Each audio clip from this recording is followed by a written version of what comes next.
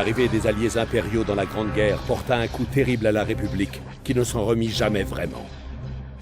C'était la deuxième étape du plan de l'empereur Sith.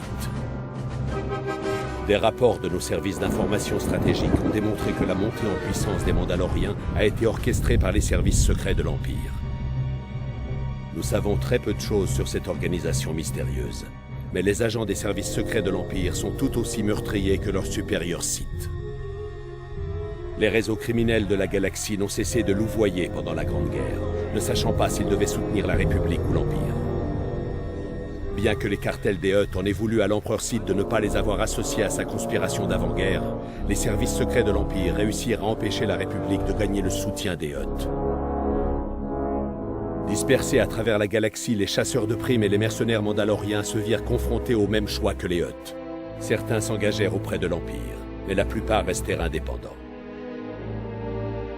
Les diplomates de l'Empire cherchèrent à plusieurs reprises à recruter les chasseurs de primes les plus infâmes de la galaxie, mais tous refusèrent.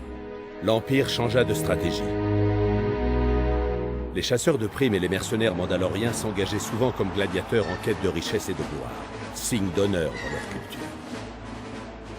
Les agents de l'Empire en profitèrent et entreprirent d'infiltrer les arènes de gladiateurs les plus célèbres de la galaxie, en se faisant passer pour des entraîneurs, des mécènes, et parfois même pour des gladiateurs. Les agents de l'Empire remarquèrent un jeune et fier gladiateur et en firent leur marionnette. Ce gladiateur avait déjà du succès dans l'arène, mais grâce à ses nouveaux alliés impériaux, son ascension atteignit rapidement des niveaux jamais égalés. Il n'était pas rare que des combats soient truqués, mais les agents impériaux sabotèrent effrontément l'ensemble du système et droguèrent les adversaires de leur champion.